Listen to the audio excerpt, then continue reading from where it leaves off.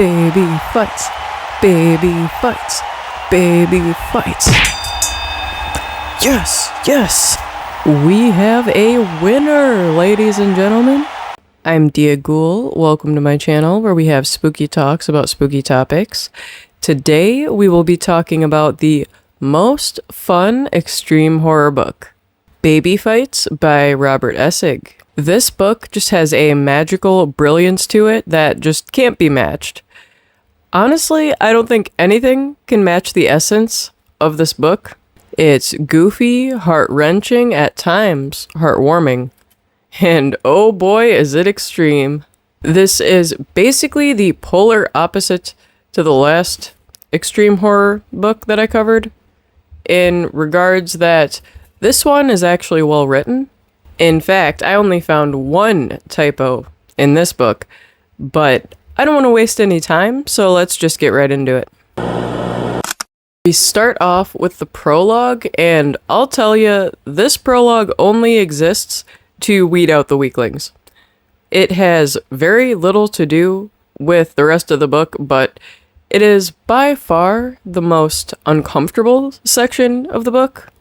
It follows our main antagonist named Ducky. Now, Ducky, when he was a small child, would have violent sword fights.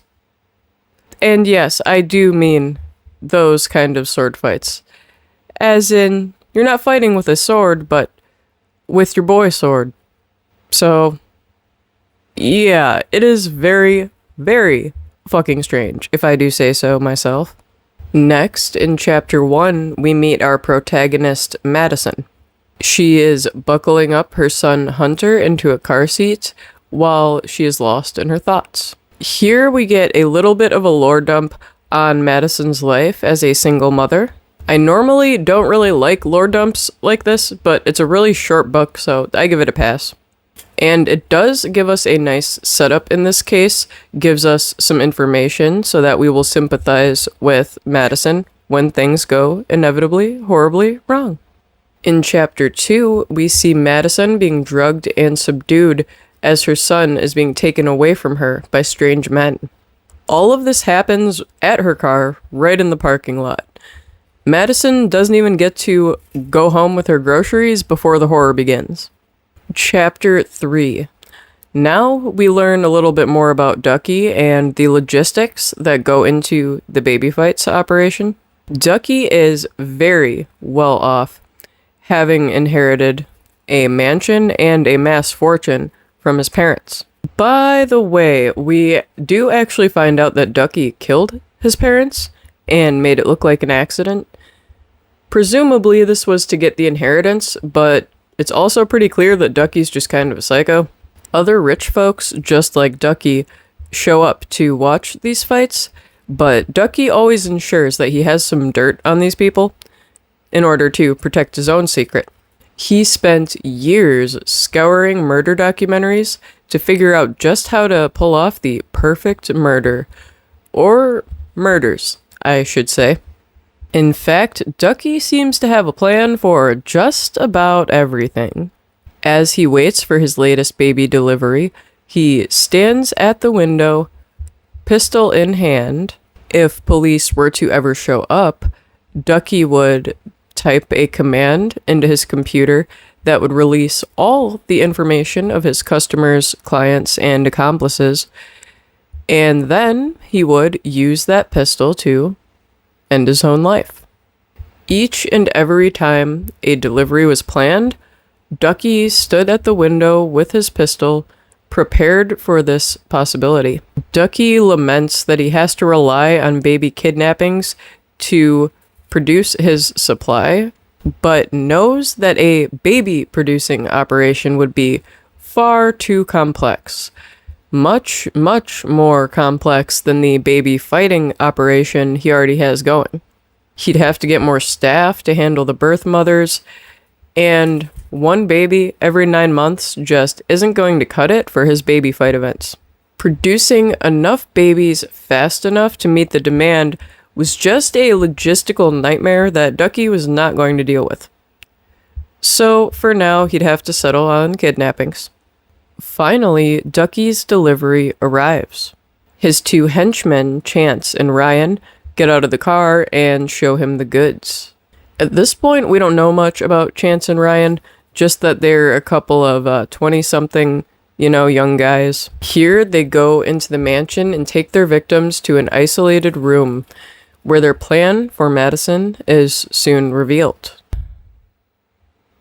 This is an actual quote from the book, and I just wanted to share it with you so that you can understand the whiplash I fucking felt while reading this.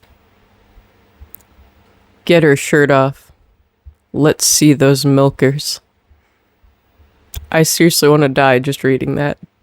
Yeah, so they're using Madison to breastfeed all of the babies that they're holding captive. I guess a lot of the babies fuss and refuse formula, and they think that this is a good solution to that problem. And by the way, she doesn't have a shirt for pretty much the rest of the book. They aren't overly obnoxious about pointing this out, but it's made clear enough. So they feed Hunter once more and then separate him from his mother.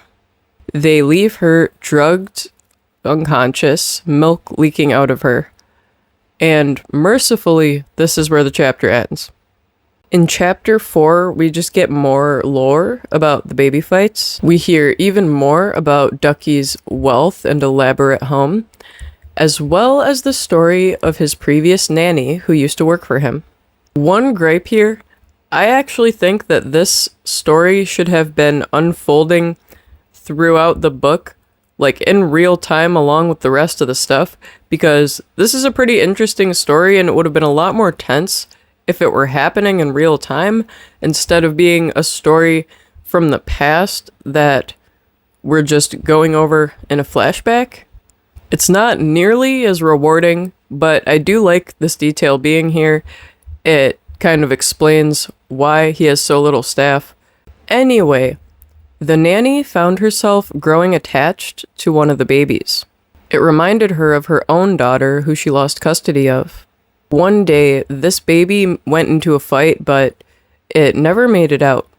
Distraught, the nanny tried to escape with a couple babies in tow. And obviously, this is a huge no-no. So Ducky, being one step ahead of her, took her out before she could even leave the property.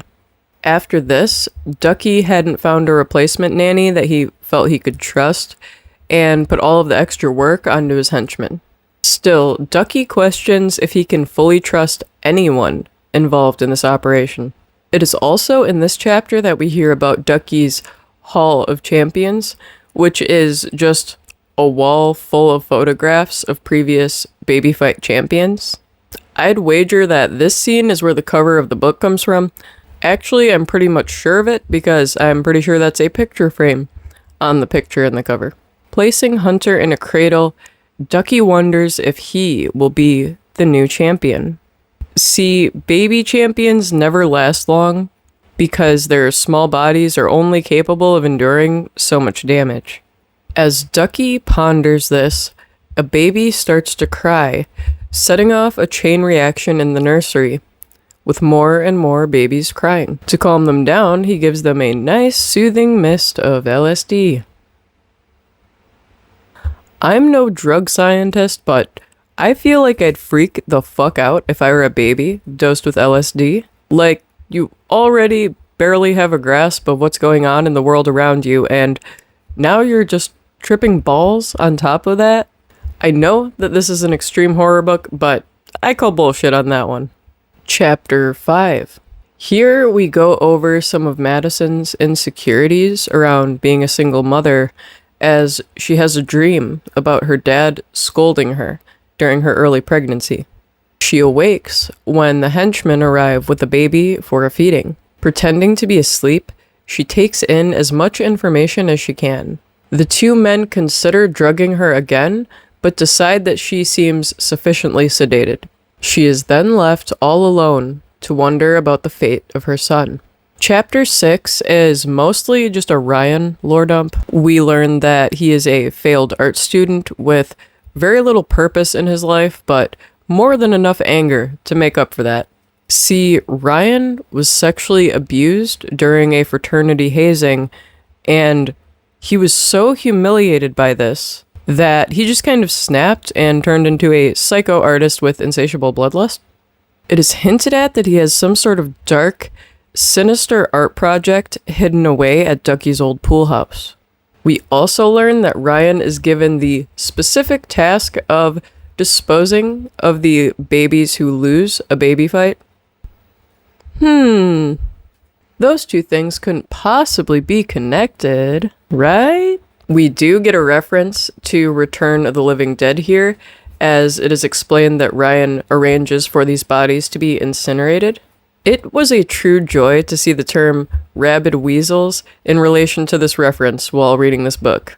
It was a fitting reference, it gave me joy, and I give bonus points for that. Plus 10 bonus points. Now we're on to chapter 7, which starts with Madison complaining about her nipple pain from feeding babies back to back. And I can't lie, this was the first scene to actually make me cringe because chapped nipples are no joke. If you haven't breastfed, you probably don't get it, but if you know, you know. Poor Madison. This is also where Madison meets a champion baby for the first time. This means that this baby has fought and won in a fight. Naturally, this also means that this baby is battered and bloodied beyond human comprehension. And during this, out of the corner of her eye, she observes the henchman Chance. Chance always has an unlit cigarette in his mouth, and Madison notices that it kind of looks like it's a fake cigarette. As she wonders about this, he approaches her and takes the cigarette out of his own mouth and puts it into hers? But why though? Like, I know there's a lot of bad stuff going on here, but that threw me off just by how weird and creepy that is. All I really know about Chance at this point is that he's a weird fuck, but I'm sure we'll get a Chance lore dump soon. In fact, Madison says to herself in her head, "What a fucking freak." Which just took me out because that is exactly word for word what I was thinking while reading it. Chapter 8. I was totally right and we get a Chance lore dump. Turns out that the cigarette, which is a real cigarette encased in resin, belonged to his girlfriend, Jenny. Jenny, however, had a lot of mental and emotional instability, and this led her to take her own life. Unable to cope with this reality, Chance took the cigarette from her dead lips, encased it in resin, and never let go. The cigarette is a symbol of Chance's grief and inability to move on. Just like Ryan, he has no purpose in life, leading him down this dark path to working for Ducky and his operation. At the end of the chapter, it is teased that there will be an upcoming baby fight between Champ Xena and Noob Sherman. By the way, they give babies like stage names, basically, like wrestling names. They name them after warriors, or like Sherman is named after a Sherman tank. Basically, big, intimidating, scary stuff. And I just found that so fun and so hilarious. Chapter 9, and it is finally fight night. We're introduced to the arena that the fights take place in, as well as a little bit of information about its patrons. Now, before, when I was talking about Ryan's pool house, that is an old abandoned pool house that Ducky just leaves him to like store the bodies in. The arena is like the big, fancy, current pool house. They have a pool emptied of its water, just totally empty. They have lights rigged in there, and that's where the baby fights happen. We also learn about the initiation process to gain membership to the arena, as they have just accepted a new member, Teresa. Teresa sits down at a sort of interview with Ducky, and this is all recorded. Basically, just to have dirt on her. He hands her a battered baby and tells her to hurt it in some way. This is pretty commonplace, and most members choose to punch, slap, or even strangle the baby. Teresa, however, is on a whole other level. She makes all the other members, including Ducky, just kind of look like weaklings. So Teresa bites the nose off of the baby. And there's the Saigon whore that bit my nose off! Safe to say, she makes it into the group. Members flit about the arena, making small talk and making bets as they wait for the show to begin. Chapter 10.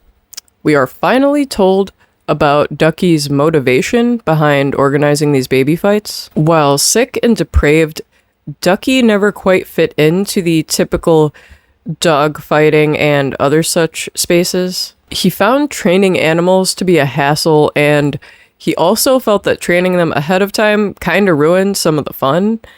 It takes some of the mystery out of it. He wanted to see innocent, normally harmless beings turning into vicious monsters. Not only was this idea appealing, but it was logistically just easier to handle a small, docile creature. But he didn't start with babies. He actually started with small animals, such as chihuahuas. But dogfight patrons just didn't find this interesting. If anything, I'd assume that he would go down as the lamest dude in the dogfighting industry. I know I wouldn't want to be known as the chihuahua fight guy. That's kinda weak. Then, one day, he was at the airport where he saw a woman struggling to wrangle her baby. This baby was kicking, slapping, fighting like it was fighting for its life. Seeing a baby in such an intense state of rage gave Ducky an idea. A brilliant idea. A brilliantly awful idea. The Grinch got a wonderful, awful idea. Ducky's thoughts are interrupted when Ryan comes in, telling him that the fights will begin in 5 minutes. Sipping his ice water, he thinks about how he has no regrets. And the chapter ends. Chapter 11. Okay, this is the chapter we've all been waiting for. The chapter where we finally see a baby fight. First, we learn about some of the patrons and the dynamics between them and Ducky, but it's honestly not that important, so I'm just gonna skip over it. Think of your stereotypical evil rich people who have everything they want, so their hunt for pleasure is always reaching new, depraved depths. Yeah, that's the gist of it. So the babies are injected with angel dust to induce a violent rage. Otherwise, they just play like normal babies, and we can't have that here, because that's no fun. Champion babies are tattooed on their forehead with their stage name initial. In this case, that is X for Xena. The champion baby is set up against a noob or rookie baby who has never seen the wrath and horror of a baby fight. In this case, the noob is Sherman. I should also explain how bets work. They bet on a lot of small interactions that happen during a baby fight. Who strikes first, who bleeds first, who pees and poops first, which are separate bets, by the way. Apparently that detail was necessary. Well, Xena is the first to strike, setting off the first of many bets. Sherman got into the swing of things much faster than I expected him to, immediately breaking Xena's nose in retaliation. It gets really bloody and gross. Xena loses some fingers. Sherman loses his entire fucking jaw. Xena rips out the bone in his jaw, gutting him with it, and wearing his entrails like a feather boa. So, yeah, Xena takes the win for this match. And Xena is one hell of a diva, if I say so myself. Chapter 12. The rich folks take a brief intermission, and we check back in with Madison. When Madison gets up and tries to find a way to escape, Ducky catches her and busts both of her kneecaps. Blood and gore is one thing, but certain injuries just make me cringe to death when I think about them, and I'd say broken kneecaps is right at the top of the list. Yeah, I do not like this scene. There was also this little pacifier image used as sort of a break in the text, and I thought it was actually really cool. It made me wonder why it's not used, like, throughout the book. It's a really fun little visual, and it made me happy to see it in the context of this book. I did read a digital copy, so maybe mine is just weird, but I'm pretty sure they only have this little symbol, like, once here and then once again in the following chapter. But besides that, they don't really utilize it, and I think that's a shame. Missed opportunity, for sure. Chapter 13. Here we are introduced to the all-time undefeated champion, Barbarella. I'm actually not sure if that one's a reference to something. Obviously, Xena and Sherman are like references, and most of them have something to do with being a big old badass. So I'd guess Barbarella is a reference somehow. In this match, she is put up against a rookie named Killing Machine. I feel like that's the kind of nickname that you earn. I don't think that's a deserved nickname for a noob. Sorry, guys. I said what I said, and I stand by it. Also, I think that Barbarella should have fought Xena. Wouldn't that make a lot more sense for her to fight Xena than to be fighting some noob baby? You'd think they'd do this like in a bracket style thing, you know, have the noobs weed each other out, and then have the champions fight each other and work their way up to Barbarella. But I guess we don't get that kind of logic here, or that kind of sportsmanship. Ducky does his own thing, I guess. But I really, really would have appreciated seeing a fight between Xena and Barbarella. Not to mention that Xena is just like a complete and total badass. We are Team Xena here on this channel. She deserved more time in this book, and she deserved at least a chance against Barbarella. Anyway, when they're injecting Barbarella and Killing Machine, Ducky demands that Ryan administer more angel dust. More.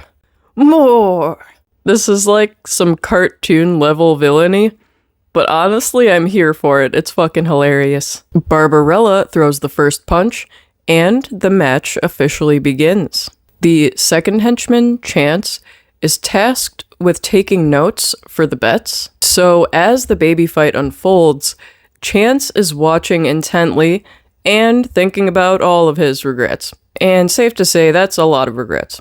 I did find it so goddamn funny when we were getting the narration of Chance's thoughts, and it says this: but after so many fights, he'd begun to realize he was involved in something very, very bad. It took you until now to realize that you're involved in something very, very bad? Like, I thought you understood that when you took the job, buddy. Despite that hilarious quote, we are actually starting to see the human side of one of our antagonists.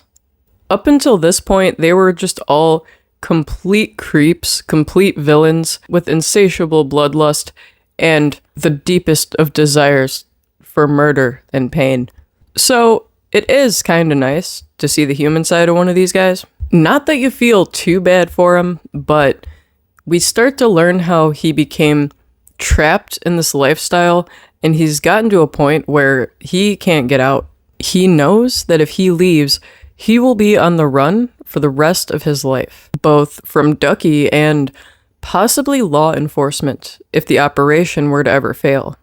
Chance gets a little bit distracted while pondering a way out and misses some major moment in the fight. He knows that he will be punished pretty harshly for this, so he pays as close attention as he can to the rest of the fight.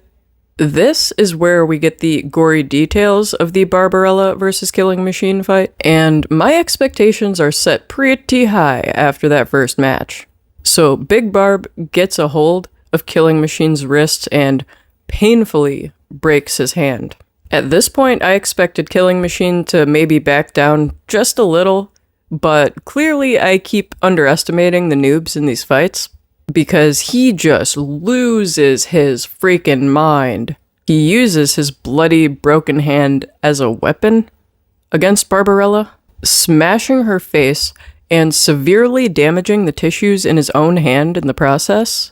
Barbarella, however, takes advantage of this and rips his hand clean off. Now he is left with a bloody stump with a shard of bone protruding from it. Somehow, this doesn't even slow him down. That extra dust must have really done its magic, because holy shit. Despite her repeated, brutal strikes, everything goes downhill for Barbarella when Killing Machine starts using his shard of bone as a weapon. Somehow, all the babies in this book know to go for the soft spots, so it isn't long before Barbarella is fatally wounded. But not before having her eyes jabbed out. So, that's great. Now, this is where things take a massive turn. Chance announces to Ducky, as well as the riled up crowd, that he can't take this anymore. He is sick and tired of being involved in something so depraved. He doesn't want to do these sick and twisted duties anymore. He has seen enough and he wants out. This outburst clearly makes everyone very, very nervous. You make the Lord very nervous. They're all involved in an extremely illegal and morally reprehensible operation. If even just one of them squeals, they are all going down, and there is no way out. There's no way back. Ducky makes it clear to Chance that he is very much risking his life by making a scene like this. But Chance already knows that. He knows that he's gotten himself into a situation with only one way out, and that is to go out in a blaze of glory. Chance injects a monster dose of angel dust. Not the diluted stuff that they give to the fighters. No, this is the pure stuff. This is the real deal. Ducky, horrified by what will happen next, shoos out the patrons and locks Chance in the arena. In chapter 14, we just follow Madison, getting vivid descriptions of the pain she's in and the fear she's feeling. Unable to walk on busted kneecaps, she painfully crawls her way to a Jack and Jill bathroom.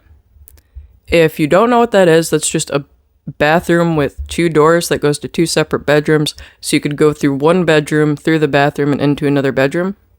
In the next room, she finds one of the nurseries. This chapter is short and sweet, but not a lot happens, it's just build up. Chapter 15, however, takes us right back to the thrills of Ducky and his henchmen. As we know, Chance is all roid-raged out and locked in the arena. Ducky is shitting bricks about this and frantically searching for Ryan. Well, he finds him at his super special awesome art gallery at the old pool house. In fact, Ducky walks in as Ryan is adding pieces to his art project. That art project is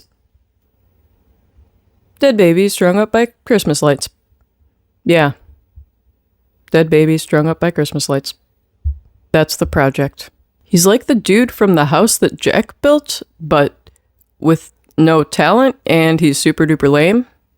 He also took out Killing Machine despite him winning the fight against Barbarella. This is mostly because he's so injured, he's kind of useless for future fights, but honestly, I just think he wanted another piece for his project.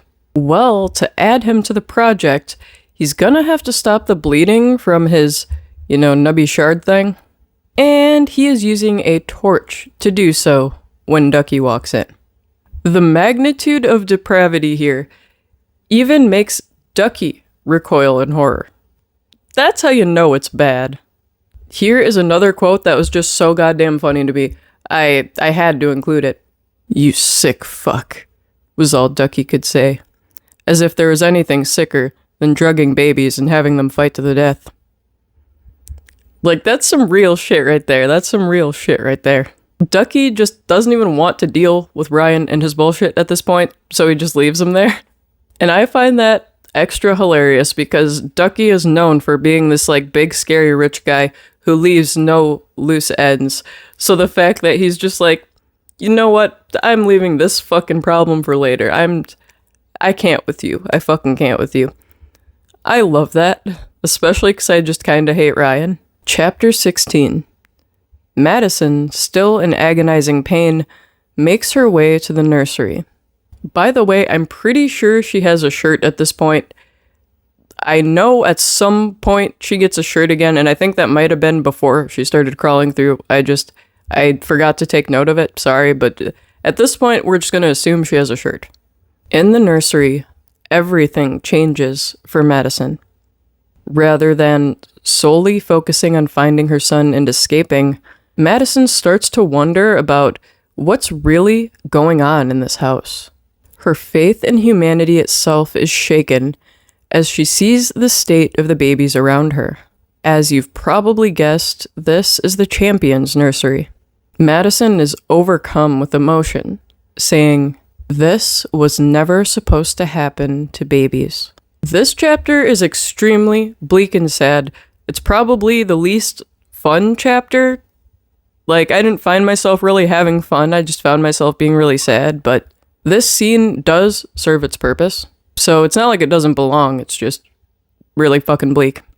As she's laying on the nursery floor, Chance walks in with 2 babies. One of those babies is her son, Hunter.